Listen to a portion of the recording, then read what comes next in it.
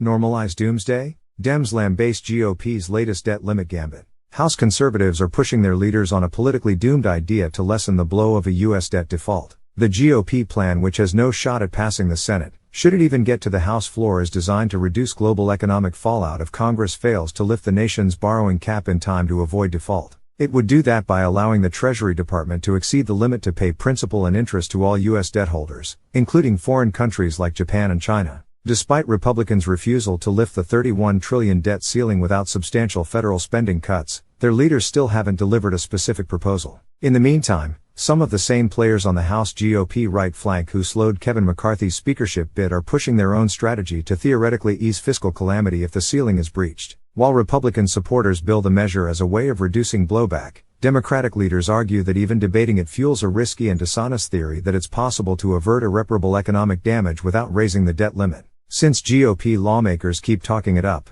however, Democrats are happy to exploit the tricky politics of the convoluted proposal. As a Democrat, I actually look forward to them voting to put foreign investors ahead of American families for payment, said Senate Budget Committee Chair Sheldon Whitehouse, Dr. I'm not sure that's the message they want to take to the public in 2024, but God bless them if they do. The reality that the GOP bill would prioritize foreign obligations over domestic bills, from paying the military to food stamps, might seem like a political gift to Democrats. But President Joe Biden's party is also concerned about the effort for a wonkier reason, warning that it's a ploy to make the public more comfortable with taking the country up to and even beyond the debt limit brink for the first time in history. And Democrats say that attitude from their opponents could portend economic trouble this summer as investors gauge Congress' appetite for risk. They are composing an imaginary world in which the debt limit has been breached and there is not catastrophe, Whitehouse said. This bill normalizes that. I think it's a very dangerous thing. The House bill now awaits floor action after earning committee approval earlier this month from the chamber's tax panel.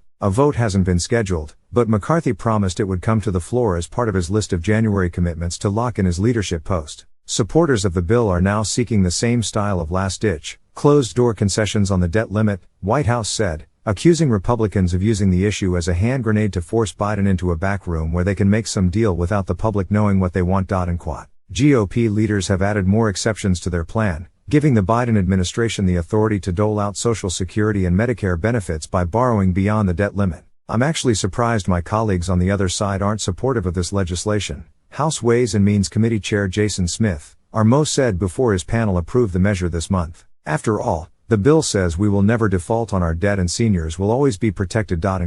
Under the bill, Treasury Secretary Janet Yellen would have to prioritize making payments to the Pentagon and veterans. But the secretary couldn't borrow extra money to do so. Payments for items like government travel and lawmakers' salaries would be put last. Yellen and many Treasury secretaries before her have said government systems aren't capable of carrying out an elaborate prioritization scheme, that adjusting millions of payments from the federal coffers each day would be logistically impossible. Plus, the bill's opponents say freezing payments for government contractors, the entire federal workforce, retirees with government-backed pensions, state and local governments and everything else besides Social Security, Medicare and U.S. debt holders would be economically calamitous alone. But arguments that the bill won't become law and wouldn't work anyway are minor, Democrats say, compared to the main point, the message it sends to the public. It is acknowledging that a default is okay, which is absolutely ridiculous and dangerous, said Senator Ben Cardin, DMD, chair of the Small Business Committee. If we don't pay our bills on time to anyone, it's a default, Cardin added. The credit cost of the United States goes up immediately. Our bond ratings change. It is a disastrous course.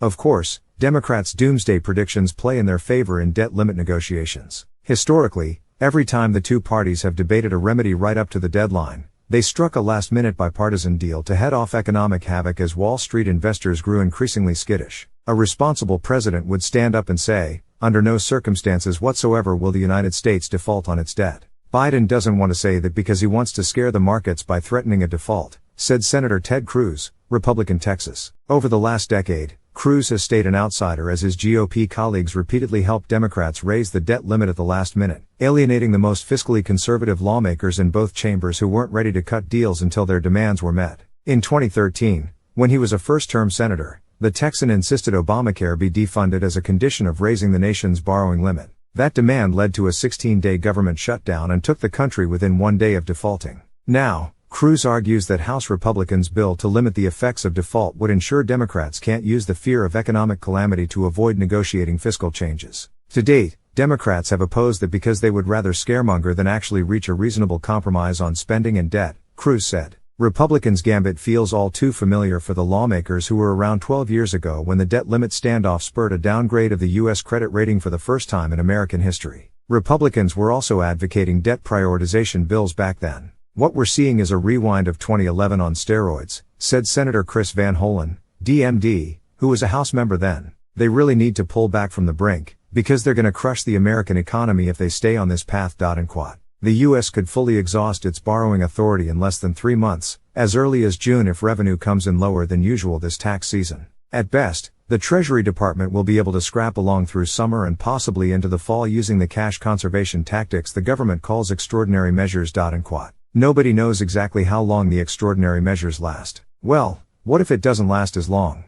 Said one Republican lawmaker, speaking on the condition of anonymity to avoid being associated with concerns about defaulting. I don't think we should be dinking around with it. Olivia Beavers and Caitlin Emma contributed to this report.